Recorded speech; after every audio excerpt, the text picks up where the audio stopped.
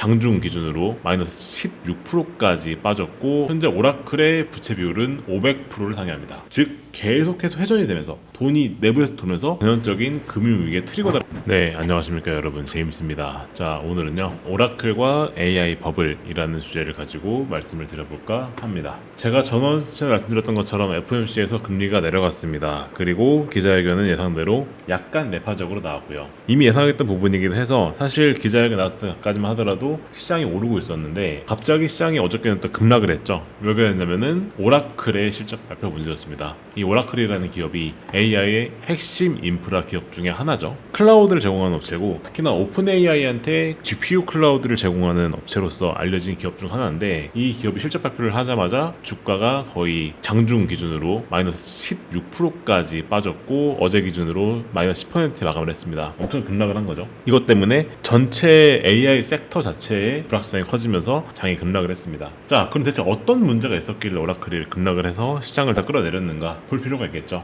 일단 오라클에 지금 어떤 문제가 있냐면은, 현재 오라클이라는 기업의 CDS라고 합니다. 이 CDS라고 하는 게 크레딧 디폴트 스왑이라는 거예요. 이건 뭐냐면은 오라클이 만약에 파산을 하면 보상을 받는 일종의 보험과 같은 개념인데, 이 보험의 금리가 오르고 있습니다. 뭔 말이냐? 이 보험의 현재 수요가 엄청 오르고 있다는 뜻이에요. 현재 2025년 12월 초 기준 보게 되면은 오라클의 5년물 CDS 프리미엄, 즉 오라클이 향후 5년 내에 파산을 했을 때 보험받는 그 프리미엄은 128bp를 기록 중이고요. 이거는 금융위기 이후의 최고치입니다. 그리고 이게 또 무서운 게, 이 CDS 프리미엄 자체가 오르는 속도가 지금 엄청난데, 10월 말 기준에서 60bp 수준이었었는데 이게 100% 폭등한 거죠. 이거는 통상적인 투자 등급 기업에서는 보기 힘든 유례 없는 변동성이다 라고 볼 수가 있고요. 그리고 이 CDS 거래량 자체도 전년 대비 무려 25배나 급증했는데, 뭐 헤지펀드나 기관 같은 투자자들이 오라클의 부도 위험에 대비한 보험을 매우 공격적으로 현재 매수하고 있다 라고 하는 걸 시사하고 있습니다. 즉 현재 시장에서 오라클이 파산을 할 수도 있으니까, 이 오라클이 파산했을 때 돈을 버는 보험에 대한 수요가 엄청 늘어나고 있다 라는 뜻이죠. 자, 말만 들어도 되게 안 좋은 그런 시그널로 보이죠. 또 실제로 현재 지금 오라클의 장기채 가격도 내리고 있습니다. 특히나 아까 말씀드렸다시피 현재 FOMC에서 금리를 내렸죠. 그리고 앞으로 금리가 내려갈 것이다 라는 기대감이 있는 시기입니다. 보통 이런 시기에는 채권 가격은 당연히 올라야 되겠죠. 왜냐? 금리가 내려가니까. 근데 오라클의 채권은 현재 정반대 움직임을 보이는 중입니다. 현재 오라클이 발행한 2045년 만기 장기채죠. 장기채 만기 4.1% 표명거래 채권은 액면가 기준 보게 되었을 때 25% 할인된 가격에 거래되고 있습니다. 뭔 말이냐? 현재 이 채권이 마치 6.4%에서 6.5%를 주는 채권과 비슷한 가격에 거래되고 있다는 뜻이에요. 오라클의 장기적인 존속 능력과 상환 확실성에 대해서 보다 높은 프리미엄을 요구하고 있다. 즉 뭔 말이냐면 오라클의 채권 자체를 현재 시장에서는 믿을 수가 없다라고 현재 보고 있다는 겁니다. 더욱이 최근에 발행한 3년 만기 채권, 단기채죠. 단기채조차도 시장에서는 액면가 이하로 거래됐다. 뭔 말이냐? 현재 자금 조달 능력, 즉 신용도가 바닥을 찍었다라는 걸 시사하고 있다라는 겁니다.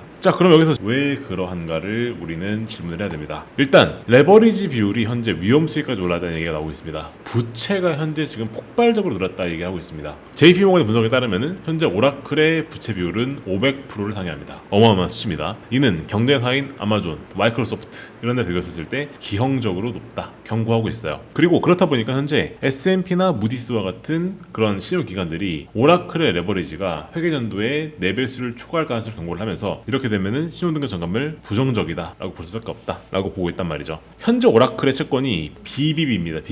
BBB가 현재 투자 적격 등급의 마지노선까지 와 있는 건데, 만약에 이게 정크까지 간다 한다면 이게 어마어마한 리스크가 되겠죠. 그러다 보니까 현재 오라클이 파산할 가능성에 대한 해지 비용이 드러나고 있는 거고, 오라클의 채권 자체도 거래가 지금 일어나지 않고 있는 겁니다. 이렇게 볼 수밖에 없는 게, 현재 오라클의 총 부채가 2023년까지는 905억 달러였는데 2015년도 들어가지고 갑자기 1000억 달러 이상으로 급증했어요. 그리고 앞으로도 클라우드 기업이라고 말씀드렸죠. 이 클라우드 기업이 앞으로도 데이터 센터를 짓거나 아니면 리스하는 명목으로 져야 될 금융의 의무가, 즉 채권이 앞으로 계속 늘어날 것이다 라고 전망이 현재까지도 되고 있다 라고 볼 수가 있겠다는 겁니다. 그럼 오라클은 갑자기 왜 부채를 늘릴 수밖에 없었는가? 이걸 이해하려면은 우리가 AI 시장의 자금 시장의 폐쇄 루프를 좀 볼 필요가 있습니다. 일단 이 오라클은 엔비디아, 오라클, 오픈 AI, 마이크로소프트로 이어지는 이 자금 루프에서 핵심 역할을 하고 있습니다. 먼저 마이크로소프트, 엔비디아, 소프트웨어 같은 기업들이 오픈 AI한테 투자를 합니다. 이런 오픈 AI 같은 AI 모델 개발 기업에다가 수십억 달러를 투자를 해요. 그러면은 오픈 AI는 이 투자를 받은 자금을 어떻게 하느냐, 오라클과 같은 클라우드 업체랑 수천억 달러 규모의 클라우드 사용 계약을 먼저 체결합니다. 이거는 클라우드 사용 계약인 거고요. 이게 사실 아직 매출에 찍힌 건 아니고 이 정도 규모의 클라우드를 우리가 앞으로 쓸 것이다 라고 계약을 해요. 그러면 오라클은 이 오픈 AI랑 계약을 맺은 걸 맞추기 위해서 어떻게 하는 거죠? 데이터 센터를 줘야 되겠죠. 엔비디아로부터 수만 개의 고가 GPU를 일단 구매를 해놓고 데이터 센터를 짓습니다. 그럼 어떻게 되죠? 엔비디아가 그걸 통해서 막대한 매출을 올리겠죠. 그리고 오라클은 내가 오픈 AI랑 이 정도 규모의 RPO를 맺었다 라고 하면서 주가를 부양합니다. 이렇게 되면 오픈 AI는 아직 적자인 상태에서 미래투기 답보로 인프라 확보를 하는 거죠. 그럼 어떻게 하느냐, 엔비디아가 GPU를 통해서 돈을 벌었죠. 그럼 어떻게 하느냐, 이 돈을 가지고 다시 코어비브나 오픈 AI 같은 스타트업에 또 투자를 해요. 그러니까 다시 이거를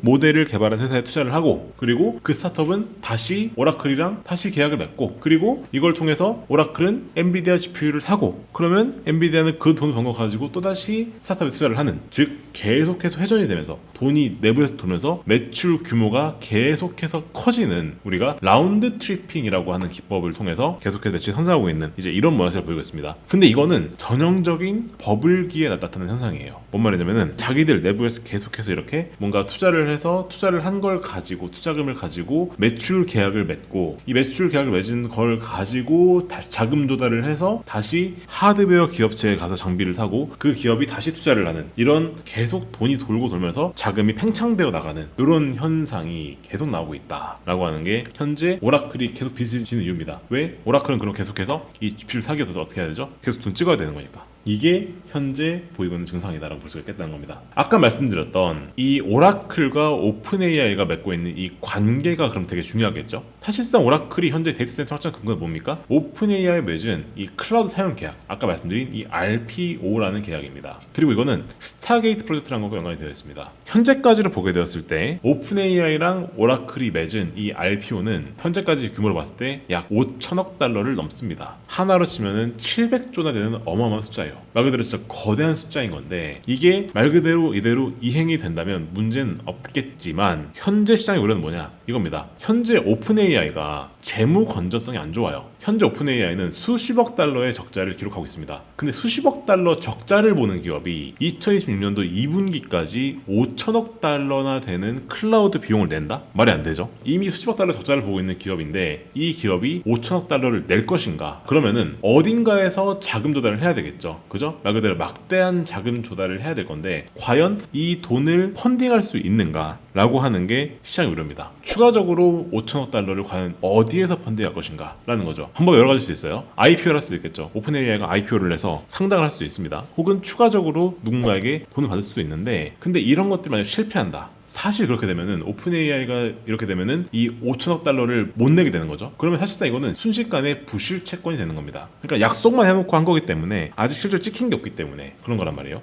특히나 오라클이 문제가 되는 게 뭐냐, 이 오픈 AI라고 하는 이 단일 고객한테 아주 크게 의존하고 있어요. 사실상 이 클라우드 사용 계약 이 5천억 달러가 사실상 오라클의 매출 규모에서 차지하는 비중이 지금 어마어마합니다. 그러다 보니까 이 오픈 AI라고 하는 이 단일 고객 오라클이 지금 크게 의존하고 있기 때문에 이 고객 다변화가 잘 되어 있는 아마존이라든가 마이크로소프트와 같은 이제 근본적으로 다른 리스크를 가질 수밖에 없는 거고, 그러다 보니까 시장에서는 우려를 하고 있다는 거죠. 거기에 더해서 오라클 CEO조차도 현재 스타게이트 프로젝트가 아직 형성되지 않았단 말을 하고 있습니다. 그러다 보니까 시장에서는 더더군다나 우려하는 거죠. 아, 이게 실제로 되는 게 맞아? 실제로 오픈 AI가 이거를 실제로 돈 낼 수 있는 거 맞아? 실제로 이게 가능한 거야? 라고 하는 거에 대해서 지속적인 시장의 우려가 지금 더 나오고 있다 라고 현재까지 진단이 되고 있다는 겁니다. 사실상 이런 게 닷컴 버블과 유사하다는 말들도 많이들 해요. 닷컴 버블이 붕괴했던 것도 사실상 이 시스코나 닷컴 버블 당시에 뭐 루센트, 롯데리나 이런 기업들이 벤더 파이낸싱이라고 해서 아까 말씀드렸던 엔비디아와 오라클과 오픈AI 사이클과 똑같은 방식을 했었어요. 신생 운동사들한테 돈을 빌려주고 장비를 사게 만들었던 거죠. 그래서 계속 자기들 장비를 팔아서 매출을 냈었는데 이것의 붕괴 과정과 현재 지금 되게 유사한 식으로 굴러가고 있습니다. 근데 이제 일부 기관들은 AI 투자는 강력한 현금 흐름을 가진 빅테크, 뭐 예를 들어서 뭐 구글이나 마이크로소프트 같은 기업들에 의해서 주도되고 있으니까 괜찮다고 말 표현하는데, 근데 오라클은 다릅니다. 오라클은 현재 현금 흐름이 마이너스까지 돌아섰고요. 그리고 현재 빚을 어마어마하게 지고 있습니다. 사실 그래서 이 오라클이 AI 버블의 붕괴에 내관이 되는 거 아니냐라고 하는 걱정이 실제로 나오기 시작하고 있다는 거죠. 실제로 오라클의 재무 발표를 보게 되면 이게 사실상 표면적으로 되게 양호해 보였거든요. 근데 내부적으로 보게 되면 심각한 질적 저하가 확인되고 있습니다. 그러다 보니까 주가가 마이너스 15%까지 빠진 거죠. 일단 오라클이 주당 순이익이 2.26달러로 시장 예상치를 크게 상회했다고 발표를 했습니다. 근데 이거는 사실상 이 암페어 컴퓨팅이라는 지분 매각이 있어요. 이게 그 말 그대로 자기가 가진 자회사를 판 거죠. 이 자회사를 판매를 한 거를 일회성 차익이죠. 이거를 이익에 반영해 놓고 현재 EPS는 늘어났다라고 얘기를 했는데, 실제로 까보니까 본업은 부진했다는 겁니다. 그러니까 이 암페어 매각 차익을 제외한 실제 매출은 161억 달러가 나왔는데 이거는 예상치를 하회한 거죠. 기존 소프트웨어 라이센스 매출은 더 줄어들었습니다. 그래서 시장이 봤었을 때는 너네 지금 이거 좋게 나왔다고 했는데 일회성 발표밖에 없고 실제 본업 매출 줄고 있네? 라고 하는 그런 되게 안 좋은 재무적 사인을 받고, 그리고 실제로 보게 되니까 프리 캐시플로우라고 하죠. 이게 실제로 영업으로 번 돈을 얘기하는 건데 이거는 마이너스로 전환됐습니다. 그러면서 캐펙스라고 하죠. 캐펙스. 데이터 센터를 짓는 비율은 늘어나고 있습니다. 그러면서 RPO 늘었다 발표를 하는데 실질적으로 대부분이 오픈 AI에게 의존하고 있는 거고, 이 오픈 AI에게 의존하고 있는 이게 과연 실현이 될 것이냐 라고 하는 게 현재 시장의 우려이기 때문에 실질적으로 되게 질적으로 안 좋은 실적 발표가 나왔다라고 하는 게 현재 시장이 우려하고 있는 부분이라는 거죠. 추가적으로도 우리가 봐야 될 게 뭐냐 그러면은 이거죠. RPO의 실현 가능성, 즉 오픈 AI와 내지는 클라우드 이용 계약이 실현이 가능한 것인가 라고 하는 게 핵심이 되는 건데, 아까 전에 제가 이 오픈 AI 자체가 가지고 있는 재무 건전성 문제를 말씀드리긴 했는데 이제 그것에 더해서 몇 가지 이슈가 더 있어요. 뭐냐, 일단 이 RPO가 실제 매출되려면 어떻게 해야 되냐, 데이터 센터가 완공이 돼야 되고요. 왜냐, 클라우드를 제공하려면 일단은 데이터 센터가 있어야 되겠죠. DS가 있어야 되는데 이게 완공이 되고 전력 공급도 되어야 됩니다. 근데 이 정도 규모의 데이터 센터가 지어지려면은 현실적으로 물리적으로 몇 년의 시간이 걸릴 겁니다. 당연하겠지만 데이터 센터를 짓는 데 있어서 공사를 해야 되는데, 그죠? 이 공사 시간이 얼마나 걸릴까 했을 때 추산하기로는 몇 년의 시간이 걸린다 얘기가 나오고 있어요. 그 말은 뭔 말이냐면은 실제로 오픈 AI가 돈이 있다고 할지라도 그걸 실제로 쓰면서 돈을 지출하는, 그래서 오라클이 실제로 매출의 집계를 하는, 그거는 수년 뒤에 나오는데 그게 확실하지도 않은 상황에서 돈을 천문학적으로 지출하는 거에 대해서 현재 우려를 표하고 있다 라고 말을 할 수 있겠다는 겁니다. 종합해보면은 사실상 이 오라클이 AI 버블론을 재점화시켰다고 볼 수가 있어요. 그래서 이 문제가 그래서 심각한 문제인가, 그래서 우리가 앞으로 이 AI라는 거에 대해서 완전 재검토를 해야 되는가 라고 하는 게 결국 중요한 질문이겠죠. 이 문제에 대해서는 저는 답을 두 가지 제시해 드릴게요. 하나는 그래서 실제로 이 문제가 심각해서 우리가 AI라고 하는 거에 대해서 다시 한번 볼 필요가 있다 라고 하는 그런 근거를 말씀드리자면 이런 건데, 자산과 부채 간 미스매치. 오라클은 현재 지금 장기적이고 불확실한 자산, 뭔 말이냐, 데이터 센터 그리고 오픈AI의 미래 수익, 이거를 위해서 단기적인 확정적인 고비용 부채를 끌어쓰고 있습니다. 이건 사실상 아까 말씀드렸던 오픈AI가 돈을 못 번다거나 데이터 센터 착공이 지연된다는 거 하게 되면은 심각하게 위기가 될 수 있는 부분이기 때문에 이거는 전형적인 금융위기의 트리거다라고 볼 수 있는 부분입니다. 그리고 수익성 악화와 마진 압박, 이 AI 인프라를 구축하는 데 들어가는 비용을 급등하고 있는데 실제 수익화는 더디고 있습니다. 그래서 실제로 골드만사스 어떤 말을 하고 있느냐, AI가 전기세라도 낼 수 있는가, 그래서 투입 비용 대비해서 현재 수익이 안 나오는 게 아닌가 라고 하는 경고를 하고 있단 말이죠. 자, 그런 상황에서 신용시장에서 이미 지표가 나오기 시작했어요. 뭔 말이냐면은 주식시장은 꿈을 보고 가죠. 그래서 미래가 좋아질 걸 보고 가는데 채권시장은 실제 그래서 상환 능력이 어떤 데를 봅니다. 실제로 현재 지금 CDS가 폭등하고 있고, 이 말은 뭔 말이냐, 스마트 머니가 이미 탈출을 준비하고 있거나 해칭을 하고 있다라는 뜻이기 때문에 이거는 명확한 경고 신호가 맞다라고 하는 게 심각하다라고 보는 근거이고요. 그렇다고 해서 안 좋은 것만 있느냐, 좋은 것도 있습니다. 사실상 이거는 오라클 사실 하나의 문제죠. 나머지 기업들, 마이크로소프트나 구글 같은 기업들 있죠. 이런 기업들은 아직까지 돈이 많고 매출 잘 내고 있고 부채도 아직까지 되게 안정적입니다. 그래서 오라클이 흔들리더라도 이들이 시스템을 방어할 수 있다는 시각도 존재를 해요. 사실상 그래서 이게 별 문제 아닐 것이다 라고 얘기하시는 분들도 계시는 거죠. 그리고 AI는 결국에는 생산성 혁명을 가져올 거기 때문에 이거는 정당한 인프라 투자다. 오라클의 RPO도 결국 매출로 전환되면은 이것은 엄청난 레버리지가 될 것이다. 왜냐? 규모가 엄청 큰 건 맞죠. 그래서 이게 실제로 매출이 된다 그러면은 이것도 마찬가지로 엄청난 레버리지가 될 수 있다 라고 보는 시각도 존재를 하기 때문에 사실상 이 두 개의 시야가 현재 충돌하는 상황이다 라고 볼 수가 있겠다는 겁니다. 지금까지 말씀드린 내용 종합해서 저의 의견을 말씀드리자면은 AI도 이제는 선별적 투자가 필요한 시점이 왔다. AI라고 하는 테마만 보고 그냥 기업체의 펀더멘탈 이런 것들을 무시하고 가기에는 이제는 좀 우려된 시기가 왔다. 왜냐? 실제로 펀더멘탈이 안 좋은 기업들에 대해서는 슬슬 시장이 우려하기 시작했고 실제로 주가가 급락하는 상황이 일어나기 시작했죠. 그러다 보니까 탄탄한 재무 구조가 있고 확실한 수입성이 답보되는 블루칩들을 투자해야 되는 시점이 왔다 라고 보여지고요. 그리고 아까 말씀드렸던 것처럼 이 오라클이라는 기업 하나의 붕괴가 과연 시스템 리스크로 갈 것인가 라고 하는 것을 이제는 걱정할 단계가 왔다. 그렇기 때문에 현재 시장이 되게 불확실해지고 있다라고 진단을 해야 될 것 같습니다. 자, 그러면 이러한 불확실한 시장에서 살아남아야 되겠죠. 어떻게 할 수 있을까요? 지금까지 영상을 보신 분들은 저랑 함께 하고 싶으신 분들일 거라 생각을 합니다. 그런 분들은 하단에 댓글을 보시면 저랑 함께 할 방법이 들어있습니다. 그래서 꼭 댓글을 참고하셔서 저랑 함께 하는 방법을 같이 보시면 좋겠다 말씀드리고 오늘 영상은 마무리하겠습니다. 저희 유튜브 채널 구독과 좋아요, 알림 설정까지 꼭 부탁을 드리겠습니다. 그럼 저는 다음에 인사드릴게요. 감사합니다.